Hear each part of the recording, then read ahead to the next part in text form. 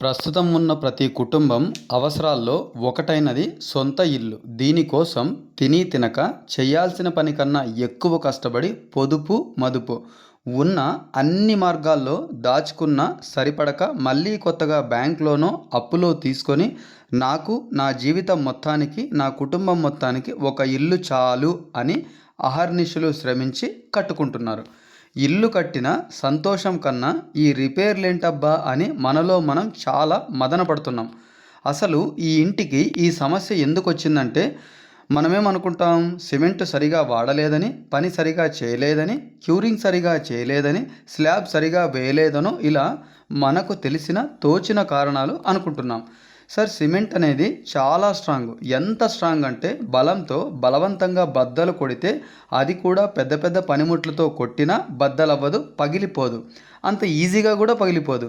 ఇంత దృఢంగా ఉన్న ఇల్లు కూడా వాటర్ లీకేజ్ వల్ల ఇంత పెద్ద సమస్యగా మారి ఇలాంటి రిపేర్లన్నీ తెచ్చిపెడుతున్నాయి. ఈ వాటర్ లీకేజు ఒక్క రోజులోనో ఒక సంవత్సరంలోనో జరగదు. కొన్ని సంవత్సరాల్లో, అంటే 5 నుంచి 10 సంవత్సరాల్లో జరుగుతుంది. చేసిన నిర్మాణం ఏదైనా గట్టిపడడానికి నీళ్లు చల్లుతున్నాం. ఎన్ని రోజులు? 15 నుంచి 20 రోజులు. ఆ తర్వాత అది బలంగా దృఢంగా తయారవుతుంది. అంత బలంగా తయారవడానికి కారణం నీళ్ళైతే బలహీనంగా తయారవడానికి కారణం కూడా ఈ నీళ్ళే. అదేంటి, నీళ్ళు ఇంత డ్యామేజ్ని తెచ్చిపెడతాయా అని మనకు ఆశ్చర్యంగా ఉండొచ్చు, కానీ అదే నిజం. ఈ నీళ్లు అనేవి ఒక్కసారిగా ఇలా సమస్యను తెచ్చిపెట్టవు. ఎండ, గాలి, అలాగే ఫ్లోరింగ్ మీద నీటి వాటం సరిగా లేక నీళ్లు అక్కడక్కడ నిలబడిపోవడం, వాటి వల్ల ప్రతి ఇంటి స్లాబు డ్యామేజ్ అవుతుంది. అలా ఎండిపోయిన స్లాబ్ మీద పడిన ప్రతి చిన్న చినుకు చుక్కని పీల్చుకోవడం మొదలు పెడుతుంది. అది నిదానంగా నీళ్లు లోపలికి దిగి స్లోబు ఎలా ఉంటే అలా ప్రవహించడం మొదలు పెడుతుంది. Very simple sir. ఏదైనా మనం అన్నం తినే ప్లేట్లో నీళ్లు పోస్తూ ఉంటే అది నిండిన తర్వాత బయటకు వస్తుంది. ఆ ప్లేటు ఎంత స్టోర్ చేసుకోగలదో అంతే నిల్వ ఉంచుకోగలదు. దాన్ని దాటితే బయటకు రావడాన్ని ఆపలేము. అలాగే స్లాబ్ ఉపరితలం ఎంత పెద్దదైనా ఎంత చిన్నదైనా అయిండొచ్చు. సంవత్సరంలో అటు ఇటుగా 3 నెలలు వర్షాలు వస్తున్నాయి. అదే సమయంలో విపరీతమైన ఎండాకాలం కూడా 3 నెలలు చూస్తున్నాం.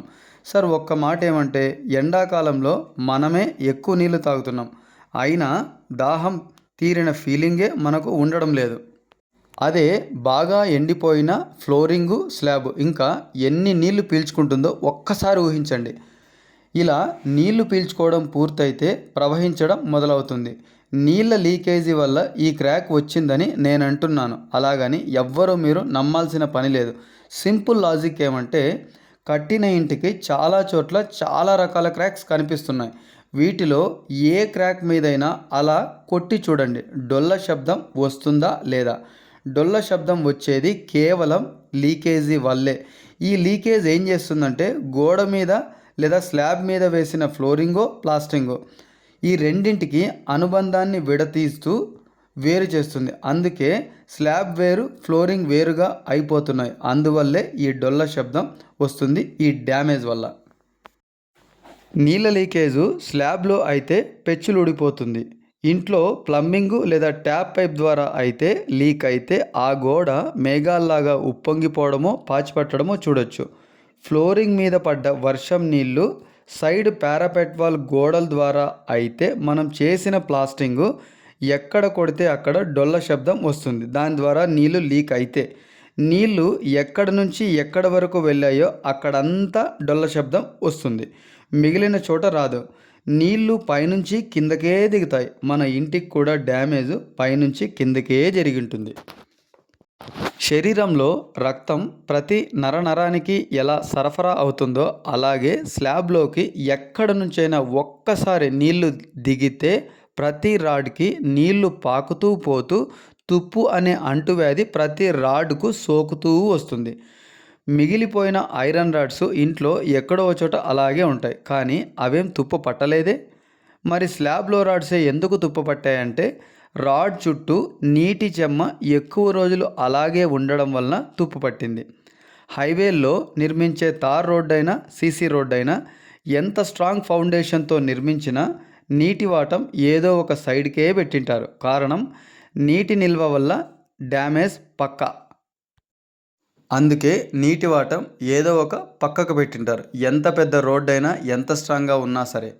ఇదంతా వద్దు సార్, మన ఇంట్లోనే ది బెస్ట్ ఎగ్జాంపుల్ ఏమంటే ఇంట్లో వేసిన సన్షేడు లేదా బాత్రూమ్ మీద వేసిన స్లాబ్కి 7 ఫీట్ హైట్లో వేసిన కట్లింటల్కి లేదా ఫుల్ లింటల్కి, ఇంకా చెప్పాలంటే 1 ఇంచు మందం కన్నా తక్కువ ఉండే సిమెంట్ అచ్చులు అంటే సెల్ఫ్లు, వీటికి ఎక్కడైనా చిన్న క్రాక్ వచ్చిండొచ్చేమో కానీ పెచ్చులుడిపోవడము, డొల్ల శబ్దం రావడం చూసారా? లేదు. ఎందుకు? వీటికి నీళ్లు పడలేదు, నీళ్లు పీల్చుకోలేదు, అందుకే ఎలాంటి డ్యామేజ్ జరగలేదు. కానీ పైన ఉన్న స్లాబ్ మాత్రం వర్షం వచ్చిన ప్రతిసారి నీళ్లు పీల్చుకుంటూనే ఉంటుంది. అందుకే ప్రతి ఇంటి స్లాబు ఈ డ్యామేజ్. నిద్రపోకుండా కలలు కని కట్టుకున్న ఇల్లు ఇప్పుడు ఈ రిపేర్ వల్ల మనశ్శాంతిగా నిద్రపోలేకపోతున్నారు.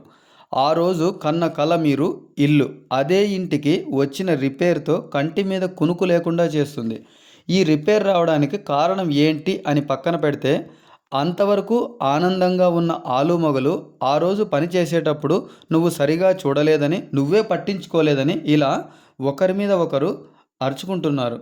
ఈ రిపేర్ వల్ల బంధాలన్నీ పలుచబడిపోతున్నాయి. అసలు ఇంటి స్లాబ్ ఆయుష్ 100 సంవత్సరాలకు పైమాటే. కానీ దాంట్లో ఓ 0 తీస్తే మిగిలిన 10 సంవత్సరాల్లో చాలా రిపేర్స్, క్రాక్స్ వస్తున్నాయి. వీటన్నిటికీ కారణం వాటర్ లీకేజ్. ఈ లీకేజ్ని ముందుగానే గుర్తించి ఉంటే అసలు ఏ కుటుంబం కూడా దీని గురించి ఇంట్లో బాధపడే పనే లేదు. అంతిమంగా నేను చెప్పేది ఏమంటే సార్, నీటి వాటం ఉన్నా నీళ్ళని పీల్చుకుంటుంది. నీళ్లు స్లాబ్ మీద నిలబడినా నీళ్లు పీల్చుకుంటుంది. కాకపోతే స్లాబ్ మీద నీళ్లు నిలబడితే డ్యామేజ్ కొంత ముందుగానే జరుగుతుంది. అదే సమయంలో స్లాబ్ మీద ఫ్లోరింగ్ లాగి అలాగే వదిలేసిన ప్రతి ఇంటి మీద ఈ డ్యామేజ్ గ్యారంటీ.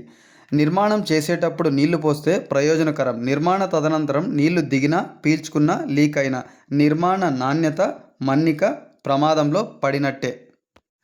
ఇప్పటిదాకా ఈ సమస్యను వివరంగా చెప్పా. ఈ సమస్యకు సొల్యూషన్, నిర్మాణం 100 ఏళ్ళు స్థిరంగా ఉండాలంటే ఏం చేయాలనేది త్వరలో పార్ట్ 2 రిలీజ్ చేస్తా.